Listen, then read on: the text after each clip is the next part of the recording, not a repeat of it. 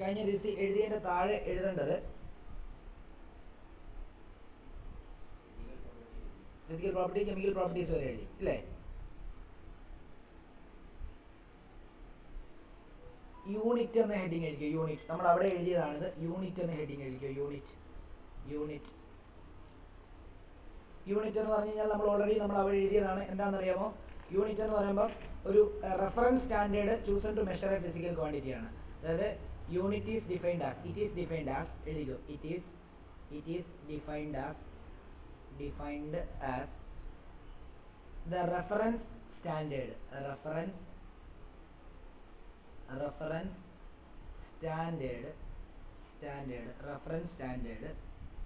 chosen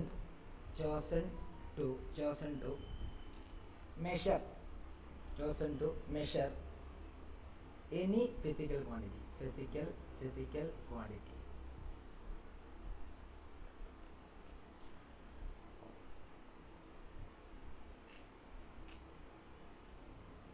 ഇനി ബാക്കി മറ്റേ CGS ഉണ്ട്, SI ഉണ്ടാകുന്നു വേണ്ടാവുന്നു എഴുതുന്നില്ല. ഞാൻ SI സിസ്റ്റത്തെ പറ്റി മാത്രം എഴുതുകയാണ്. there are 7 base units in SI system.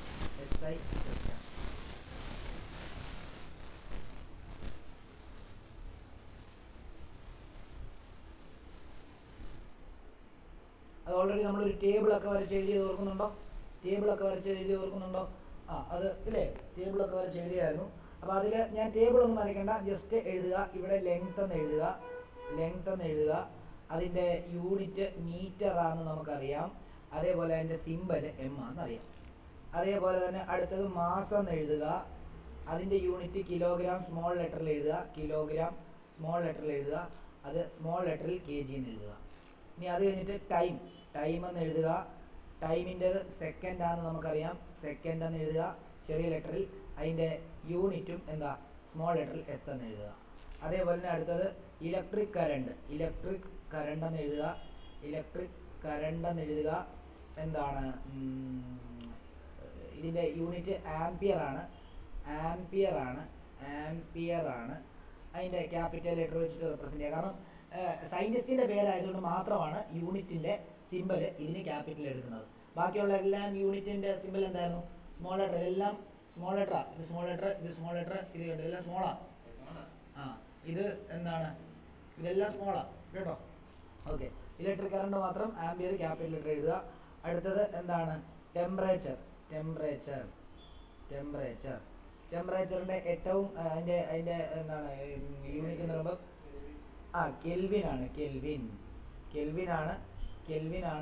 കെൽവിൻ്റെ സയൻസിൻ്റെ പേരായതുകൊണ്ട് തന്നെ യൂണിറ്റ് ക്യാപിറ്റൽ ലെറ്റർ K ആയിട്ടായിരിക്കും എഴുതുക.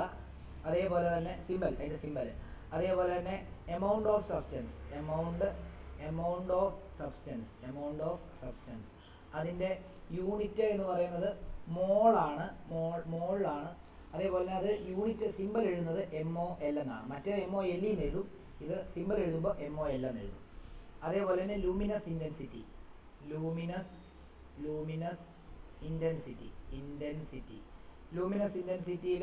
നമുക്ക് ക്യാൻഡീലയാണ്. ലൂമിനസ് ഇൻറ്റൻസിറ്റി എന്താ? ക്യാൻഡീല. അതേപോലെ തന്നെ ഇവിടെ നമുക്ക് CD എന്ന് എഴുതാം.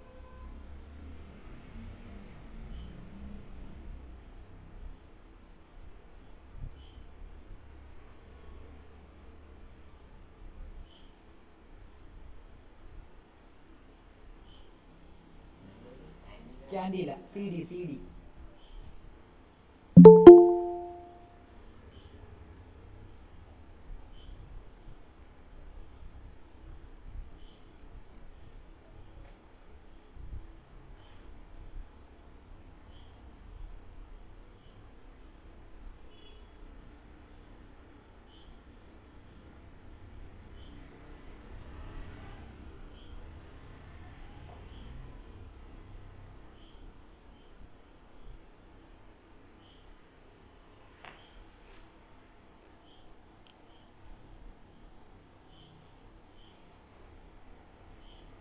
ഇപ്പം എല്ലാവരും ഇത് എഴുതിയെന്ന് വിചാരിക്കുന്നു. അടുത്ത ടോപ്പിക്കിലേക്ക് പോവാണ്. സം ഇമ്പോർട്ടൻറ്റ് സം ഇതൊക്കെ നിങ്ങൾ പഠിച്ചാണ് കേട്ടോ, നിങ്ങൾ നോട്ട് എഴുതി പോകുന്നതേ ഉള്ളൂ. സം ഇമ്പോർട്ടൻറ്റ് ടേംസിനകത്ത് നമുക്ക് ഒന്ന് മാസ് ആണ്. മാസ് എന്ന് പറയുമ്പോൾ എന്താ? It is the amount of substance present in A body. It is the amount of substance present in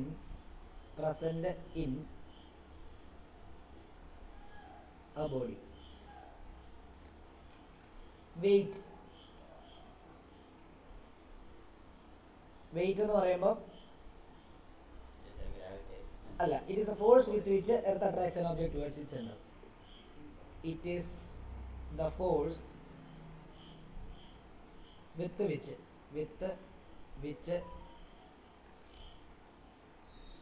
earth attracts an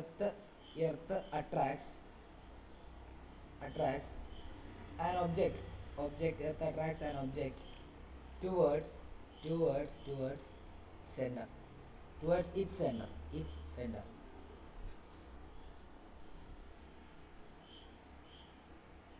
അടുത്തത് വോളിയം.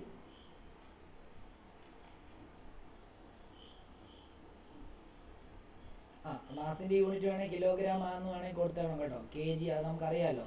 വെയിറ്റിന്റെ യൂണിറ്റ് എന്താ? Kilogram metre per second square എന്നോ അല്ലെങ്കിൽ ഓർ ന്യൂട്ടൺ എന്നോ എഴുതാം.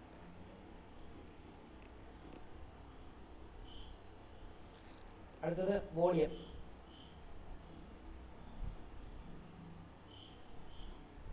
It is the space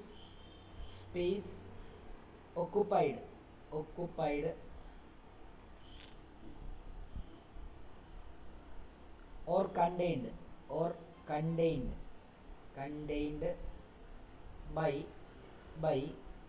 contained by a substance.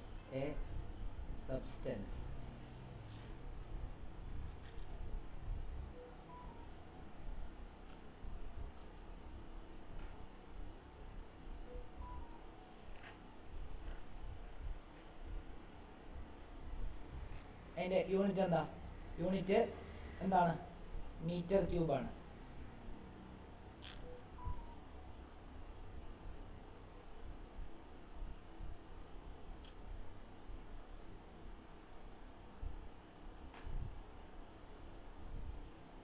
ഇന്ന് കുറച്ച് തിയറിയാണ്, ഇന്ന് കുറച്ച് എഴുതാറുണ്ട്. അതിൻ്റെ ഇടയ്ക്ക് കുറച്ച് കാര്യങ്ങൾ പഠിപ്പിക്കാം.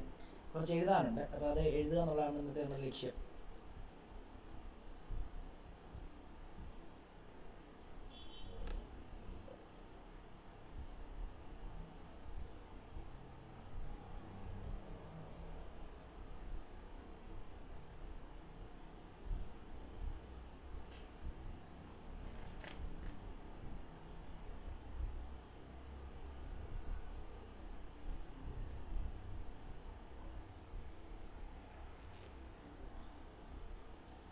അടുത്തത് ഡെൻസിറ്റി എന്ന് എഴുതുക. ഡെൻസിറ്റി എന്ന് പറയുമ്പോൾ എന്താ? It is A mass per unit volume. It is the mass per unit volume. വേണമെങ്കിൽ ഡെൻസിറ്റി നേരത്തെ ബ്രാക്കറ്റ് ലൈന് സിമ്പിൾ റോ എന്നാണ്. റോ ഇങ്ങനെ എഴുതുന്ന റോ, അതായത് എസ് പോലെ അല്ല, ഇങ്ങനെ ഇതാണ് റോ. നമ്മുടെ റെസിസ്റ്റിവിറ്റി ഇടത്തിലായിരുന്നോ? അത് തന്നെ. അപ്പോൾ ഇവിടുന്ന് വേണമെങ്കിൽ നമുക്ക് ഇങ്ങനെ എഴുതാം. റോ ഈസിക്കൽ എന്താ? Mass per unit volume m/v. അപ്പോൾ അതിൻ്റെ യൂണിറ്റ് കിലോഗ്രാം ബൈ മീറ്റർ ക്യൂബാണ്. അതിനെ നമുക്ക് കിലോഗ്രാം മീറ്റർ റേസ് ടു -3 എന്ന് വേണം എഴുതാം.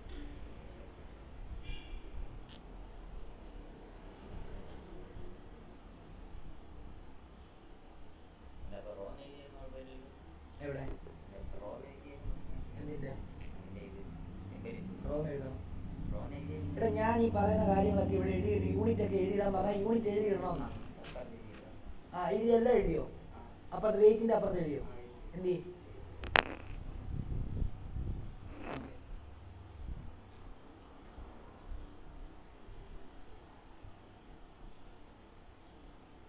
അടുത്തത് temperature.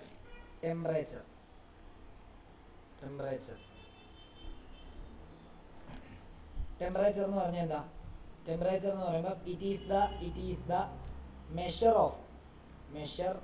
Of hotness or coldness of A body. It is A measure of hotness or coldness of A body. ശരിക്കും 3 സ്കെയിലുണ്ട് എന്ത് ഇതിന് ടെമ്പറേച്ചർ അളക്കാൻ. SI യൂണിറ്റ് കെൽവിനാണേ ഉള്ളൂ. സെൽഷ്യസിലും ഫാരൻഹീറ്റിലും നമുക്ക് അളക്കാൻ പറ്റും. ഇത് കൺവേർഷനും ഉണ്ട്. അതെന്താ നമുക്ക് അവിടെ പഠിക്കാൻ തൽക്കാലം. അല്ലെങ്കിൽ എഴുതിക്കോ, ഡിഗ്രി ഫാരൻഹീറ്റിനെ എനിക്ക് അല്ലെങ്കിൽ സെൽഷ്യസിനെ ഫാരൻഹീറ്റിലോട്ട് കൺവേർട്ട് ചെയ്യുകയാണെങ്കിൽ 9/5 ഇൻറ്റു ഡിഗ്രി സെൽഷ്യസിലുള്ള വാല്യൂ +32 ചെയ്താൽ മതി. അപ്പോൾ ഫാരൻഹീറ്റ് മാറും. ഇനി എനിക്ക് എന്താണ് കെൽവിനെ ഡിഗ്രി സെൽഷ്യസ് ആക്കണമെങ്കിൽ ഡിഗ്രി സെൽഷ്യസിൻ്റെ വാല്യൂയിലൂടെ 273.15 കൂട്ടിയാൽ മതി. 273 അല്ല 273.15 ആണ് പെർഫെക്റ്റ് വാല്യൂ. നിങ്ങൾക്ക് 273 വേണേൽ എടുക്കാം. നമ്മൾ +1 പഠിക്കുന്ന സമയത്തെല്ലാം കുറച്ചുകൂടെ ഒക്കെ പെർഫെക്റ്റ് ആക്കി വേണം ചെയ്യാൻ. അതുകൊണ്ട് ഇത് എടുക്കാം, ഇതിങ്ങനെ എടുക്കാം.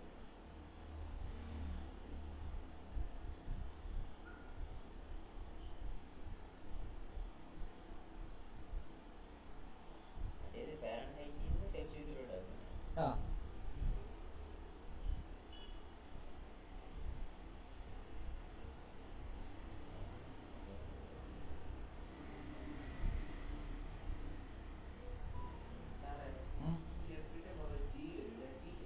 എഫിൻ്റെ ടെമ്പറേച്ചറാണ് കാണിക്കാൻ വേണ്ടിയാണ്. എഫിൻ്റെ പുറകെ ടിയോ TFO ഇങ്ങനെ EF തന്നെ FTO. ടെമ്പറേച്ചർ ഇൻ ഫാരൻഹീറ്റ് എന്ന് പറഞ്ഞത് ഇതിനാണ് ഇങ്ങനെ എഴുതാം നിങ്ങൾക്ക്. Temperature in Fahrenheit is equal to എന്താണ് 9/5 into temperature in degree Celsius plus എത്രയാ 30. രണ്ടും ഒന്നാണ്. ഓരോ ടീച്ചർമാർ പഠിപ്പിക്കുമ്പോൾ ഓരോ രീതി ആയിരിക്കും എന്നുള്ളതേ ഉള്ളൂ. TF എന്ന് പറഞ്ഞാൽ ടെമ്പറേച്ചർ ഇൻ ഫാരൻഹീറ്റ് എന്നർത്ഥം. TC എന്ന് പറയുമ്പോൾ ടെമ്പറേച്ചർ ഇൻ ഡിഗ്രി സെൽഷ്യസ് എന്നർത്ഥം. TK എന്ന് പറയുമ്പോൾ ടെമ്പറേച്ചർ ഇൻ കെൽവിൻ എന്നർത്ഥം.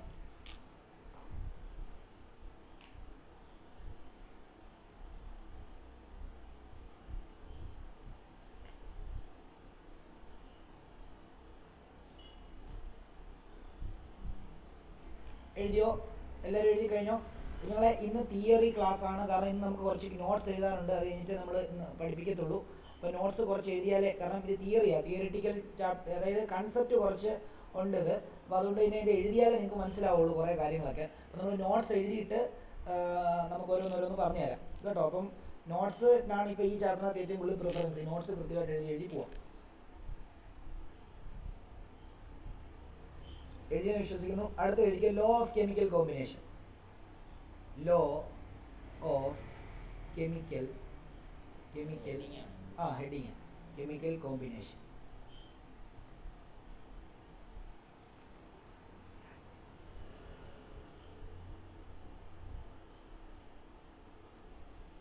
അതായത് കെമിക്കലി അതായത് രണ്ട് റിയാക്റ്റൻസ് നമ്മൾ കഴിഞ്ഞ വർഷം പഠിച്ചിരുന്നു. റിയാക്റ്റൻസ് കമ്പൈൻ ചെയ്ത് പ്രൊഡക്ട്സ് ഉണ്ടാവുക.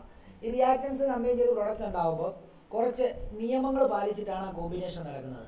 ആ നിയമങ്ങൾ എന്താണെന്നുള്ളതാണ് നമ്മൾ പഠിക്കാൻ പോകുന്നത്. നമ്മൾ law of conservation of mass എന്താണെന്ന് മാത്രമേ പഠിച്ചിട്ടുള്ളൂ. പക്ഷെ വേറെ 2-3 കാര്യങ്ങളൂടെ, 2-3 ലോയും കൂടെ ഉണ്ട്. ഏതൊക്കെ പഠിച്ചു? എവിടെ പഠിച്ചു? 9-ൽ 10 പഠിച്ചില്ലേ? 10 നമ്മൾ ബാലൻസിങ് എന്ന് പറയുമ്പോൾ law of conservation of mass മാത്രമേ പഠിച്ചുള്ളൂ. ഇതെല്ലാം 9-ന്റെ ബാക്കിയാണ്. 9-ൽ കുറച്ചൊക്കെ ഇതിനെ പഠിച്ചിട്ടുണ്ട്. 9-ൽ 3 പഠിച്ചിട്ടുണ്ട്. ലോ ഓഫ് ഡെഫിനിറ്റ് പ്രൊപ്പോർഷൻ പഠിപ്പിച്ചിട്ടുണ്ട്, മൾട്ടിപ്പിൾ പ്രൊപ്പോർഷൻ പഠിപ്പിച്ചിട്ടുണ്ട്, അതേപോലെ തന്നെ എന്താണ് കെമിക്കൽ കൺസർവേഷൻ ഓഫ് മാസും പഠിച്ചിട്ടുണ്ട്. ഓക്കെ, അപ്പം നോക്കിക്കോളൂ. ഫസ്റ്റ് ലോ എന്ന് പറയുമ്പോൾ law of conservation of mass.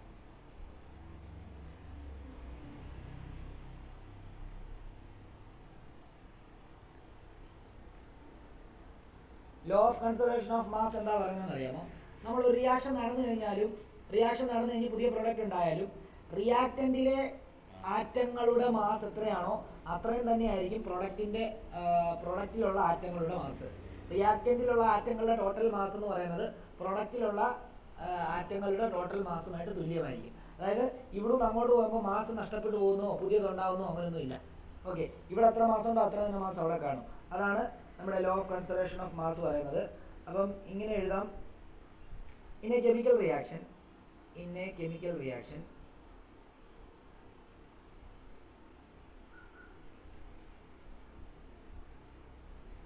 the mass of reactants consumed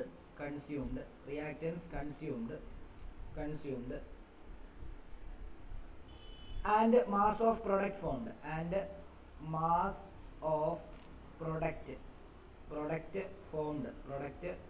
formed is same.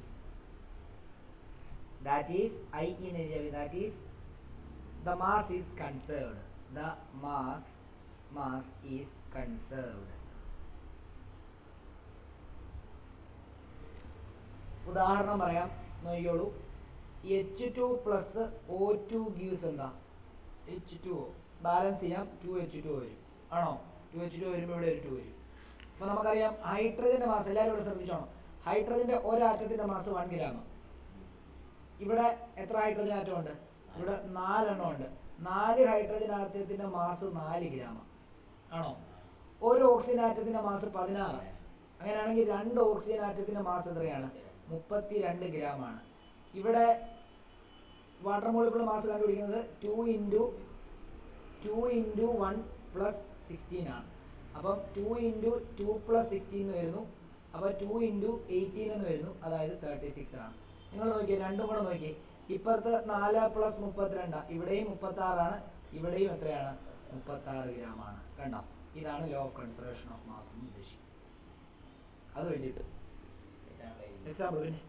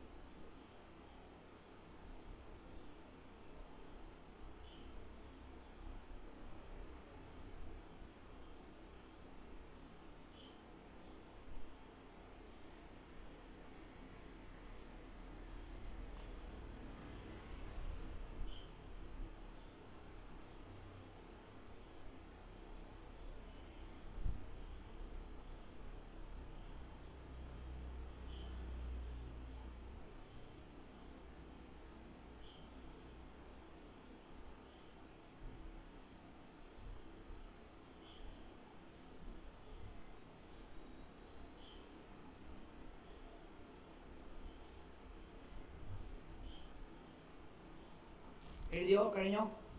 Okay ആണല്ലോ. ഇനിയും അടുത്തത് law of definite proportion.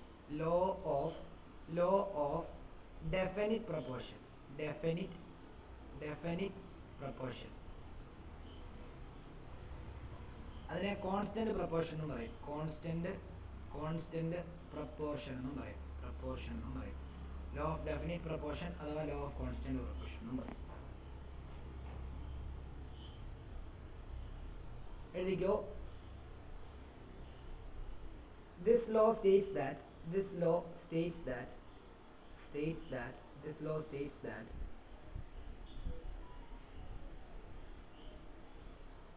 the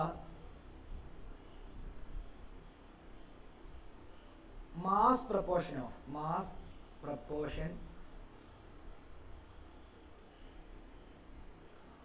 of the elements in a composite sample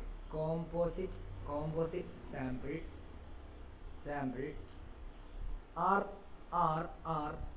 always same. എടേ law of conservation of മാസിന്റെ സയന്റിസ്റ്റിന്റെ പേരോട് അവിടെ ഒന്ന് എഴുതി വെച്ചേക്കണേ. Law of കൺസർ ഹെഡിങ്ങിന്റെ അവിടെ തന്നെ എഴുതിയാൽ മതി. എന്താ? ആന്റോണി ലാവോയിഷ്യർ ആണ്. അതൊന്ന് ഓർത്ത് വെച്ചോണം കേട്ടോ. പിന്നെ ഉറപ്പായിട്ടും ചോദിക്കും, ഒരു മാർക്കിനൊക്കെ ചോദിക്കാൻ സാധ്യതയുണ്ട്. ആന്റോണി ലാവോയിഷ്യർ, ഇയർ 1789. അതൊന്ന് ഓർത്ത് വെച്ചേക്കുക, അതും കൂടെ ഒന്ന് എഴുതുക. ആന്റോയിൻ ലാവോയിഷ്യർ എന്നാണ് എഴുതുമ്പോൾ.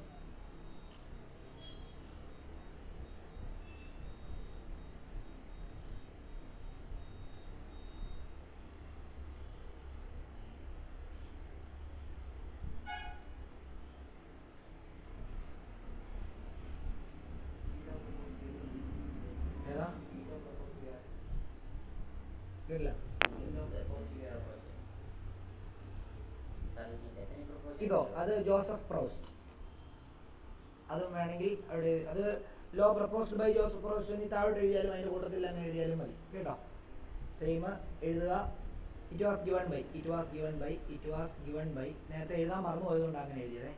It was given by, it was given by Joseph Proust. Joseph Proust.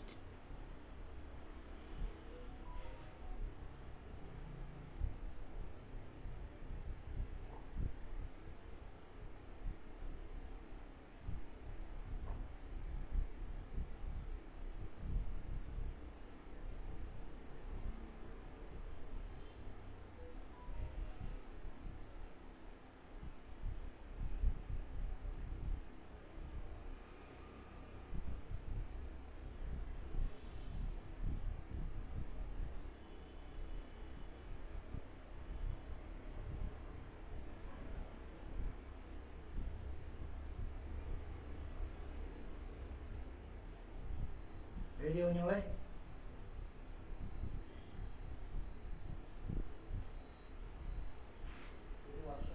ഏതാ? ഇത് വേണ്ട, ഞാൻ ഇത് എനിക്ക് വർഷം ഞാൻ പറയാം. ഒരു സെക്കൻഡ്. വർഷം ചോദിക്കുന്നൊന്നുമില്ല, ഞാൻ എഴുതിയേ ഉള്ളൂ. സയന്റിസ്റ്റിന്റെ പേര് മാത്രമേ ചോദിക്കത്തുള്ളൂ. ഞാൻ വർഷം ഇല്ല. നിങ്ങളിങ്ങനെ വലിയ ഒരു കൺസേൺ ആയിട്ട് പഠിക്കുകയൊന്നും വേണ്ട.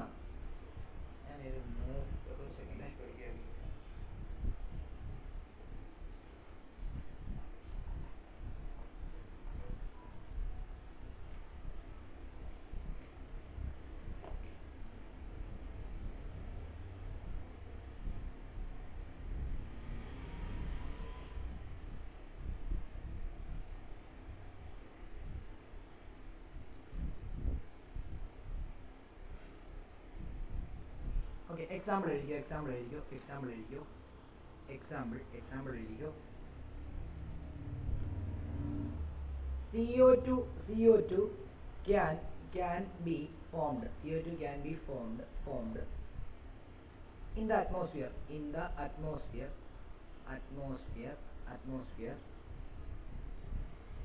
by various methods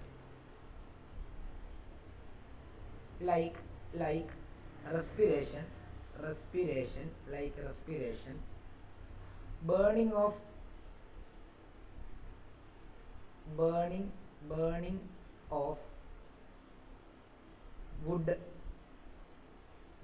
wood, etc.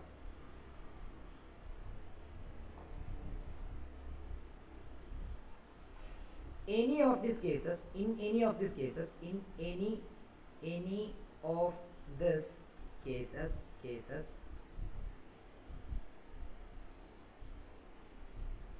carbon and oxygen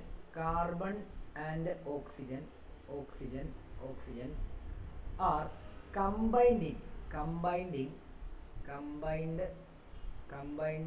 in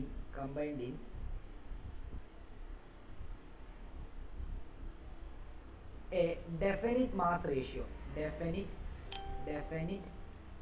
mass ratio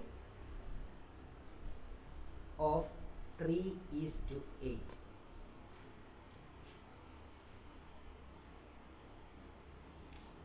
സിമ്പിളായിട്ട് പറഞ്ഞു തരാം. അതായത് ഏതാ പറയാം, പറഞ്ഞു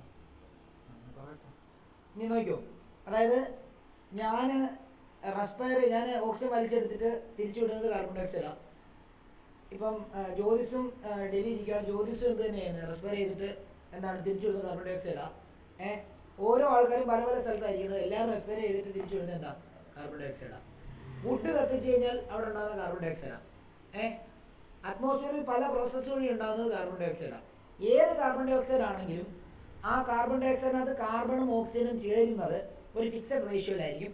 അത് 3:8. അതെങ്ങനെയാണെന്ന് ചോദിച്ചു കഴിഞ്ഞാൽ നോക്കിക്കോളൂ, കാർബൺ ഓക്സിജൻ ഇല്ലേ O2, കാർബണിൻ്റെ മാസ് 12, ഓക്സിജൻ്റെ മാസ് എത്ര 16ആണ്, രണ്ടെണ്ണം ഉള്ളതുകൊണ്ട് 32. അപ്പം ഇത് രണ്ടും ഒന്ന് ഈസ്റ്റ് കിട്ടുമെന്ന് എഴുതിക്കുക. അപ്പം 12/32 ഒന്ന് എഴുതി കട്ട് ചെയ്യുമ്പോൾ 2 കൊണ്ട് വെട്ടുമ്പോൾ 6 എത്രയാ 16, വീണ്ടും 2 കൊണ്ട് വെട്ടുമ്പോൾ 3 എത്ര 8. കണ്ടോ? അപ്പോൾ 3:8 ആയിരിക്കും. അതായത് ജപ്പാനിലെ കാർബൺ ഡൈ ഓക്സൈഡ് എടുത്തിട്ട് അതിൻ്റെ കാർബൺ ഓക്സിജൻ റേഷ്യോ നോക്കിയാലും 3:8 ആയിരിക്കും. അമേരിക്കയിലെ കാർബൺ ഡൈ ഓക്സൈഡ് എടുത്തിട്ട് അവിടുത്തെ എന്താണ് കാർബൺ ഡൈ ഓക്സിജൻ റേഷ്യോ എടുത്താലും 3:8 ആയിരിക്കും. ഇനി ധനു റെസ്പയർ ചെയ്യുന്നതിൻ്റെ എന്താണ് കാർബൺ ഡൈ ഓക്സൈഡ് എടുത്തിട്ട് അതിനകത്ത് കാർബൺ ഡൈ ഓക്സിജൻ റേഷ്യോ എടുത്താൽ എന്തായിരിക്കും 3:8 ആയിരിക്കും. അത് ഡെഫിനിറ്റ് പ്രൊപ്പോർഷൻ ആയിരിക്കും. അതിനാണ് ലോ ഓഫ് ഡെഫിനിറ്റ് പ്രൊപ്പോർഷൻ എന്ന് പറയുന്നത്. ക്ലിയർ ആണല്ലോ? അപ്പോൾ അതാ മോളി പറയുന്നത്. കുറച്ചുകൂടി എളുപ്പമുള്ളൊരു ഡെഫിനിഷൻ ഉണ്ടായിരുന്നു, അത് പോട്ടെ, കുഴപ്പമില്ല. അപ്പം law States that the mass proportion of elements, കണ്ടോ ഇതിനകത്ത് എലമെന്റ്സ് ഏതാ കാർബണും ഓക്സിജനും, അതിന്റെ mass proportion in A composite sample ഇവിടെ ഏതാ കാർബൺ ഡൈ ഓക്സൈഡ്, അതെന്താ ഈസ് ഓൾവേസ് സെയിം ആയിരിക്കും. അപ്പം അത് ഏത് പ്രോസസ് നമുക്ക് ലാബിൽ കാർബൺ ഡൈ ഓക്സൈഡ് ഉണ്ടാക്കിയെടുക്കാം. അങ്ങനെ ഉണ്ടാക്കിയാലും കാർബൺ ഡൈ ഓക്സൈഡിന്റെ റേഷ്യോ എന്തായിരിക്കും 3:8. റെസ്പയർ ചെയ്തിട്ട് തിരിച്ചു വിടുന്നത് കാർബൺ ഡൈ ഓക്സൈഡാണ് റെസ്പിറേഷൻ വഴി. അങ്ങനെ ഉണ്ടാക്കുമ്പോൾ അതിനകത്ത് കാർബൺ ഡൈ ഓക്സൈഡ് എടുത്ത് നിങ്ങൾ റേഷ്യോ നോക്കിയാലും 3:8 ആയിരിക്കും. അങ്ങനെ ഏത് പ്രോസസ്സ് വഴി ഉണ്ടാക്കിയ കാർബൺ ഡൈ ഓക്സൈഡിന്റെ കാർബൺ ഓക്സിജൻ റേഷ്യോ എടുത്ത് നോക്കിയാലും എന്തായിരിക്കും 3:8 ആയിരിക്കും. അതാണ് അവിടെ പറയുന്നത്. ഇതുപോലെ തന്നെ വാട്ടർ എന്ന് പറയുമ്പോഴത്തേക്കും നമുക്ക് നോക്കാം. നോക്കിയോ, വാട്ടർ എന്ന് പറയുമ്പോഴത്തേക്കും H2O ആണ്. അപ്പം ഇവിടെ 2 ഗ്രാമും ഇവിടെ എത്ര 16 ഗ്രാമുമാണ്. അപ്പം റേഷ്യോ നോക്കുമ്പോൾ 2/6 നോക്കുമ്പോൾ നമുക്ക് 1/8 ആണ്, 1:8 ആണ്. അതായത് ഡൽഹിയിലെ കിണറ്റിൽ നിന്ന് വെള്ളം കോരിയിട്ട് വാട്ടറിൻ്റെ ഹൈഡ്രജൻ്റെ ഓക്സിജൻ റേഷ്യോ നോക്കിയാലും മെൽവിൻ്റെ വീട്ടിലെ ആറന്മുളയിലെ വീട്ടിലെ എന്താണ് കിണറ്റിൽ നിന്ന് വെള്ളം കോരി എടുത്തിട്ട് വാട്ടറിനകത്ത് ഹൈഡ്രജൻ്റെ ഓക്സിജൻ റേഷ്യോ നോക്കിയാലും, ഇനി ഇതിനകത്ത് ഉള്ള അർജുൻ്റെ വീട്ടിൽ നിന്ന്, അർജുൻ്റെ വീട് ഏറാറന്മുളയിലേടാ അർജുൻ്റെ വീട് ഏറാറന്മുളയിലെ അർജുൻ്റെ വീട്ടിലെ കിണറ്റിൽ നിന്ന് വെള്ളം എടുത്തിട്ട് അതിനകത്ത് ഹൈഡ്രജൻ്റെ ഓക്സിജൻ മാസിൻ്റെ റേഷ്യോ എടുത്ത് നോക്കിയാൽ എന്ത് തന്നെയായിരിക്കും 1:8 തന്നെ ആയിരിക്കും. അതിനെയാണ് ലോ ഓഫ് ഡെഫിനിറ്റ് പ്രൊപ്പോർഷൻ എന്ന് പറയുന്നത്. എഴുതിയിടാം രണ്ടും.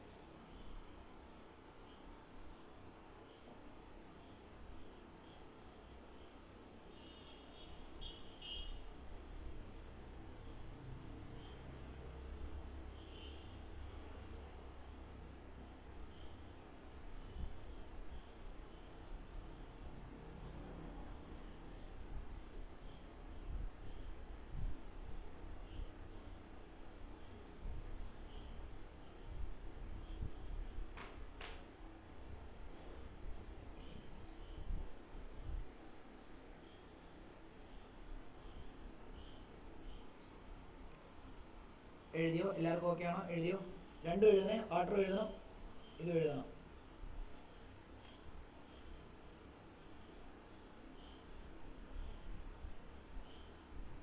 എഴുതിയാൽ മതി. അടുത്ത വാട്ടറിനെ കൊണ്ട് എഴുതിക്കോ.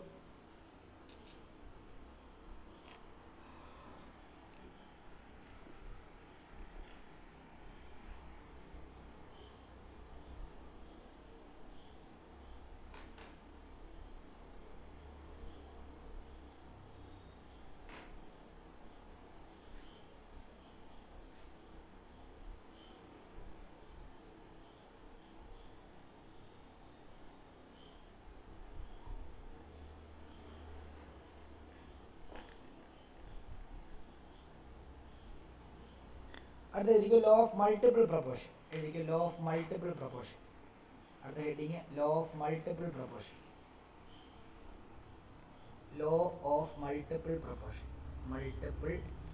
Multiple proportion.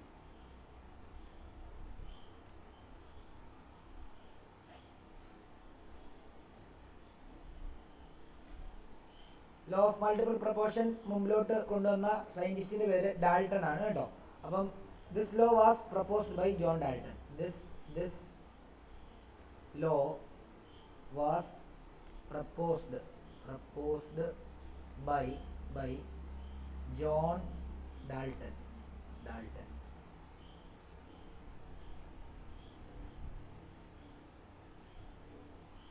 അത് സ്റ്റേറ്റ് ചെയ്യുന്നത് എന്താണെന്ന് നോക്കാം. It states that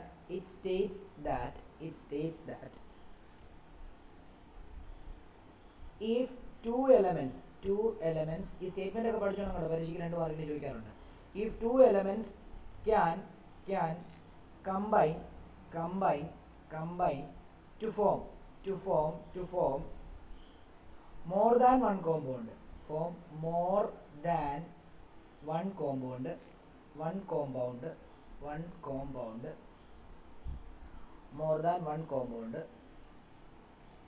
the different masses of one element that combines with a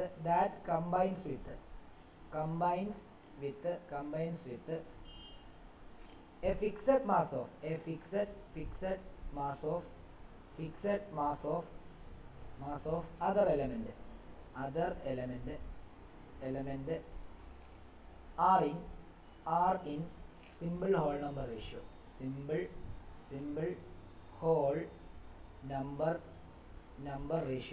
ഇത് സ്കൂളിൽ പഠിപ്പിച്ചിട്ട് മനസ്സിലായവര് ഒന്ന് പറഞ്ഞേരെ. എന്തായാലും സ്കൂളിൽ പഠിപ്പിച്ചില്ലോ നമ്പർ റേഷ്യോ. ഒരു എക്സാമ്പിളും കൂടെ പറയണം. ഇത് സ്കൂളിൽ പഠിപ്പിച്ചിട്ട് മനസ്സിലായവർ.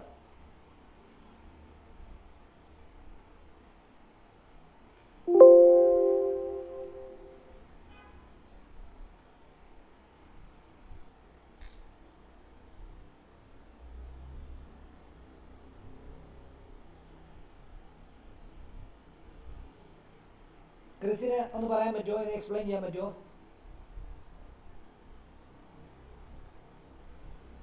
ക്രിസിൻ ഉണ്ടോ ഇവിടെ? ക്രിസിൻ കേൾക്കാമോ? കേൾക്കാം സർ. എക്സ്പ്ലെയിൻ ചെയ്യാമോ ഇത്?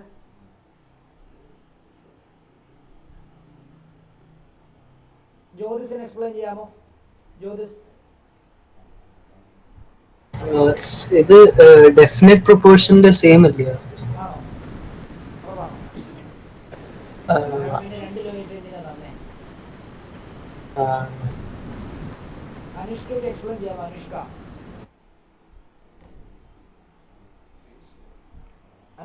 അറിയില്ല.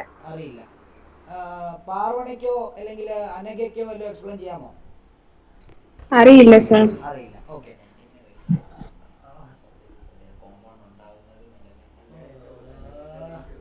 ഇവിടെ നോക്കിക്കോ, ഇവർ പറഞ്ഞത് എന്താ? It states that if two element can combine to form more than one compound എന്ന് പറഞ്ഞാൽ എന്താ? അതായത് 2 എലമെന്റ് കമ്പൈൻ ചെയ്ത് കഴിഞ്ഞാൽ മോർ ദാൻ 1 കോമ്പൗണ്ട് ഉണ്ടാവും. ഇപ്പൊ ഒരു ഉദാഹരണം പറയാം, സിമ്പിൾ ആയിട്ട് പറഞ്ഞു തരാം. H2ഉം O2ഉം കൂടെ കമ്പൈൻ ചെയ്ത് കഴിഞ്ഞാൽ H2O ഉണ്ടാവും. H2ഉം O2ഉം കമ്പൈൻ ചെയ്ത് കഴിഞ്ഞാൽ H2O2 ഉണ്ടാവും. ഇത് വാട്ടറും ഇത് പെറോക്സൈഡുമാണ്. വാട്ടറും ഇത് പെറോക്സൈഡുമാണ്. അതാ പറയുന്നത്. ഇവർ പറഞ്ഞുണ്ടോ, അതായത് ഈ ടു എലമെന്റ് എന്ന് പറയുന്നത് ഹൈഡ്രജനും ഓക്സിജനും that can combine for more than one compound. കണ്ടോ? അപ്പൊ ഇവര് കമ്പൈൻ ചെയ്ത് കഴിഞ്ഞാൽ കണ്ടോ H2Oയും H2O2 ഉണ്ടാവും. അപ്പൊ നമുക്ക് എങ്ങനെ മനസ്സിലാകുന്നത് H2ഉം O2ഉം കമ്പൈൻ ചെയ്ത് കഴിഞ്ഞാൽ H2 ആണോ ഉണ്ടാകുന്നത് അതോ H2O2 ആണോ ഉണ്ടാകുന്നതെന്ന്? അത് ഈ ലോ ഓഫ് മൾട്ടിപ്പിൾ പ്രൊപ്പോർഷൻ വെച്ചിട്ടാണ് നമ്മൾ മനസ്സിലാക്കുന്നത്. ഓക്കെ, അതെന്താണെന്നറിയാമോ? ഇവിടെ നമുക്ക് ഇതിനെ ഒന്ന് ബാലൻസ് ചെയ്ത് നോക്കിക്കഴിഞ്ഞ് കഴിഞ്ഞാൽ നോക്കാം നമുക്ക്. H2 + O2 അല്ലേ? ഇവിടെ 2 വരും ഇല്ലേ? ഇവിടെ എത്ര വരും?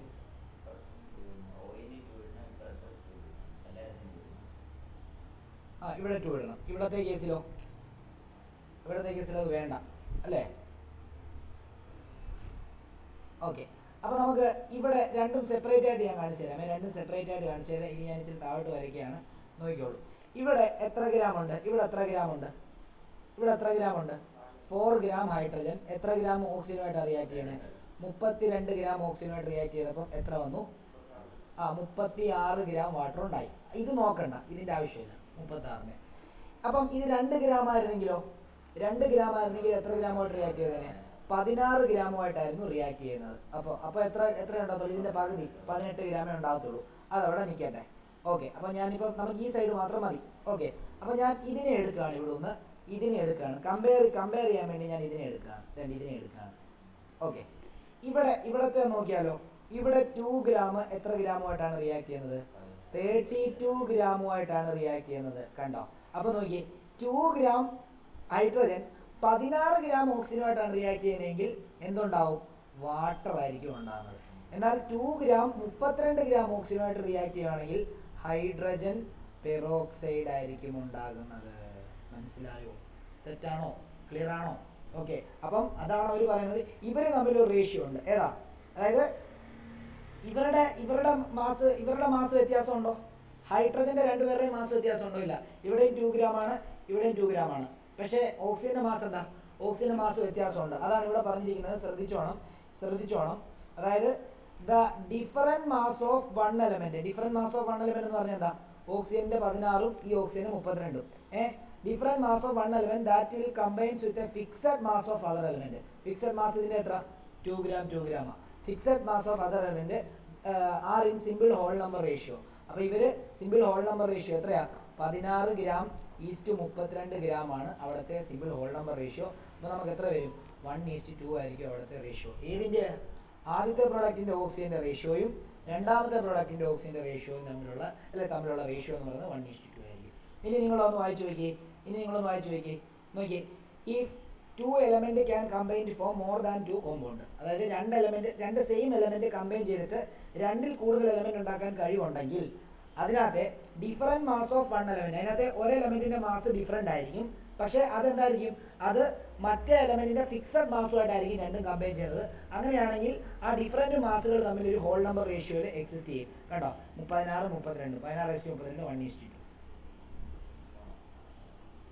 ഇനി ഒന്ന് വായിച്ചു നോക്കിയിട്ട് എന്തെങ്കിലും ഡൗട്ട് ഉണ്ടോ ചോദിക്കാം. എന്നിട്ട് ഇതിന്റെ താഴോട്ട് എഴുതാം here the masses of oxygen 16 ഗ്രാമും 32 gram which combine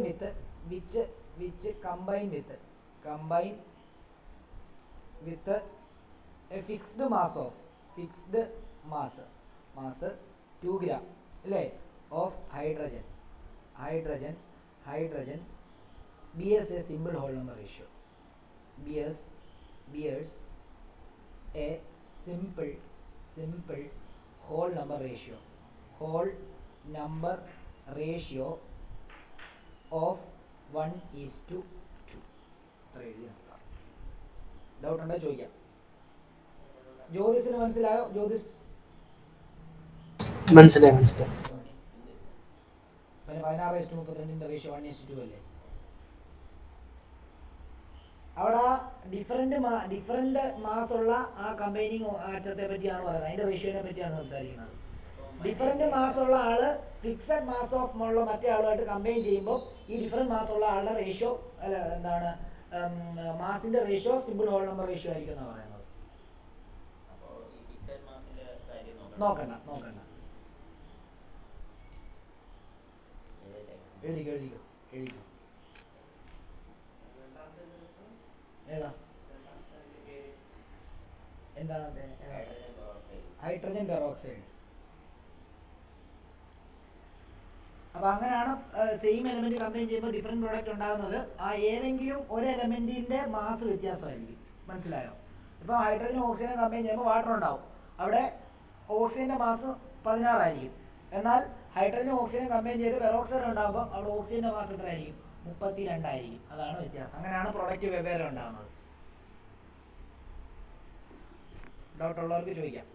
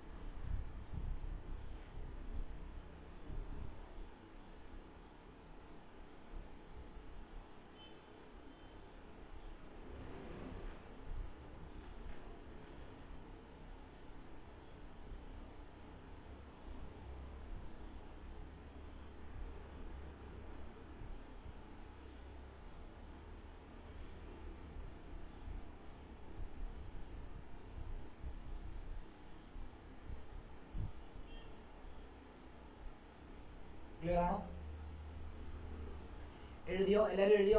ഒന്ന് റെസ്പോണ്ട് ചെയ്യണേ. എല്ലാവരും എഴുതിയോ? എഴുതി സർ. Yes sir. ഓക്കെ എഴുതി സർ. ഓക്കെ. ഇനി അവഗാഡ്രോ ലോ എന്നും കൂടെ എഴുതിക്കോ. Avogadro law. Avogadro law. Avogadro law. Heading എഴുതാം. Avogadro law. Avogadro law. Avogadro law.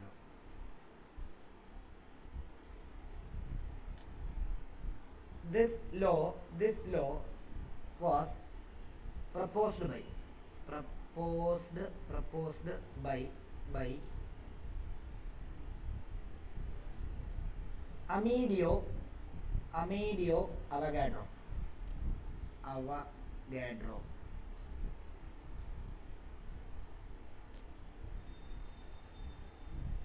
It states that equal volume of all gas at same temperature and pressure should contain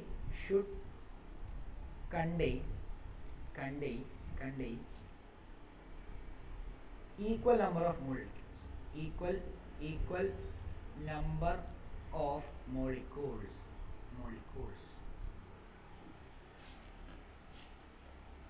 Avogadro നമ്പറിനെ നമ്മൾ N എന്ന് എഴുതുന്നത്. N എന്ന് പറഞ്ഞാൽ 6.022 into 10⁻23 22 എഴുതാം. അതിനെ നമ്മൾ 1 മോൾ എന്ന് പറയും. 1 മോൾ എന്ന് പറഞ്ഞു കഴിഞ്ഞാൽ 6.022 ഇൻറ്റു 10⁻23 ആണ്. 1 മോൾ എന്ന് പറഞ്ഞാൽ അവഗാഡ്രോ നമ്പർ. എന്താണെന്നറിയാമോ? മോളിക്യൂൾസ്. അമീഡിയോ DEO. അതെ, ഇത് എഴുതുമ്പോൾ അവിടെ വേറെ എഴുതാൻ പോലെ ഞാൻ ചോദിച്ചാൽ എഴുതി കഴിഞ്ഞോന്ന്.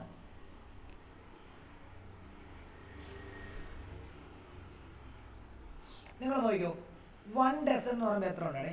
1 ഡസൻ 10. 1 ഡസൻ 12. 1 പെയർ എന്ന് പറയുമ്പോൾ എത്ര ഉണ്ട്? 2. അതേപോലെ തന്നെ കെമിസ്ട്രിയിൽ 1 മോൾ എന്ന് പറയുമ്പോൾ ഇനി നിങ്ങൾ വിചാരിച്ചോണം 6.022 ഇൻറ്റു 10⁻23 ഐറ്റങ്ങൾ ഉണ്ടാകും എന്ന് പ്രതീക്ഷിച്ചോണം. 1 മോൾ ധനു എന്ന് പറഞ്ഞു കഴിഞ്ഞാൽ 6.022 ഇൻറ്റു 10⁻23 ധനുവാണ്. 1 മോൾ ചക്ക എന്ന് പറഞ്ഞു കഴിഞ്ഞാൽ 6.022 ഇൻറ്റു 10⁻23 ചക്ക ആണ്. 1 മോൾ മാങ്ങ എന്ന് പറഞ്ഞു കഴിഞ്ഞാൽ 6.022 ഇൻറ്റു 10⁻23 മാങ്ങ ആണ്. 1 മോൾ മെൽവിൻ എന്ന് പറഞ്ഞു കഴിഞ്ഞാൽ 6.022 ഇൻറ്റു 10⁻23 മെൽവിൻ കാണുന്നതാണ്. മനസ്സിലായോ? ഐഡിയ. അപ്പം നമ്മൾ നേരത്തെ പറഞ്ഞല്ലോ 1 ഡസൻ ചക്ക എന്ന് പറയുമ്പോൾ എത്ര ചക്കയുണ്ട്?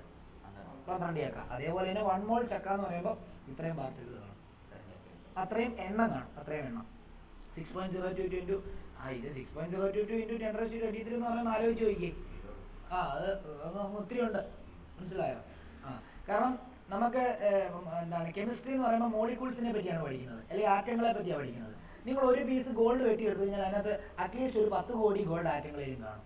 അപ്പോൾ ആ ഗോൾഡ് ആറ്റങ്ങൾ 10 കോടി എന്ന് പറയുമ്പോൾ എത്ര എണ്ണം കണക്കെടുക്കാൻ പറ്റില്ല. ഇപ്പം 5 മോൾ ആണെങ്കിൽ അതിനകത്ത് 5 ഇൻറ്റു 6.022 ഇൻറ്റു 10⁻23 ആറ്റങ്ങൾ കാണുമെന്ന് അർത്ഥം. 10 മോൾ ആറ്റം ഉണ്ട് ഗോൾഡിനകത്ത്. ഇപ്പം ഞാൻ ഒരു ഗോൾഡ് ബിസ്ക്കറ്റ് എടുത്തു. ആ ഗോൾഡ് ബിസ്ക്കറ്റിനകത്ത് 10 മോൾ ഗോൾഡ് ആറ്റം ഉണ്ടെന്ന് പറഞ്ഞാൽ അതിനർത്ഥം എന്ന് പറഞ്ഞു കഴിഞ്ഞാൽ അതിനകത്ത് 10 ഇൻറ്റു 6.022 ഇൻറ്റു 10⁻23 ഗോൾഡ് ആറ്റങ്ങൾ ഉണ്ടെന്ന് അർത്ഥം. ഞാൻ ഒരു ഗ്ലാസ് വെള്ളം എടുത്തിട്ട് അതിനകത്ത് 5 മോൾ വാട്ടർ മോളിക്കൂൾ ഉണ്ടെന്ന് പറഞ്ഞു കഴിഞ്ഞാൽ അതിനകത്ത് 5 ഇൻറ്റു 6.022 ഇൻറ്റു 10⁻23 വാട്ടർ മോളിക്യൂൾസ് ഉണ്ട്. ഹൈഡ്രജൻ അല്ല, വാട്ടർ മോളിക്യൂൾസ് ഉണ്ടെന്ന് അർത്ഥം. 10 മോൾ കാർബൺ ഡൈ ഓക്സൈഡ് എന്ന് പറഞ്ഞാൽ അതിനർത്ഥം എന്താണെന്നറിയോ? 10 ഇൻറ്റു 6.022 ഇൻറ്റു 10⁻23 CO2 മോളിക്യൂൾസ് ഉണ്ട് എന്നർത്ഥം. 10 മോൾ ചക്ക എന്ന് പറഞ്ഞാൽ അതിനർത്ഥം എന്താണെന്നറിയോ? 10 ഇൻറ്റു 6.022 ഇൻറ്റു 10⁻23 ചക്കയുണ്ട് എന്നർത്ഥം. മനസ്സിലായോ? ക്ലിയർ ആണല്ലോ? ഓക്കെ.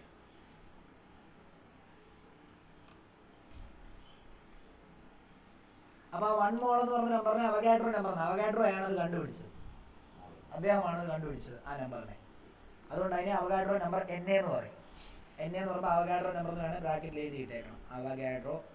Avogadro number.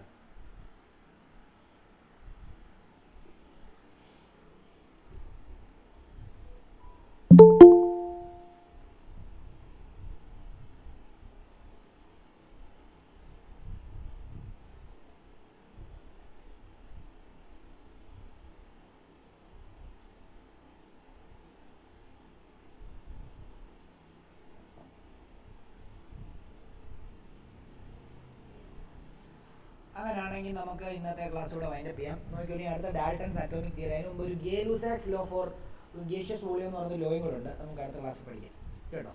അപ്പോൾ അത് ഇമ്പോർട്ടൻ്റ് അല്ല, എന്നാൽ ഞാനങ്ങ് പഠിപ്പിച്ചു തരാം കേട്ടോ. അപ്പോൾ തൽക്കാലം ഇവിടെ ഇങ്ങനെ നമുക്ക് നിർത്താം.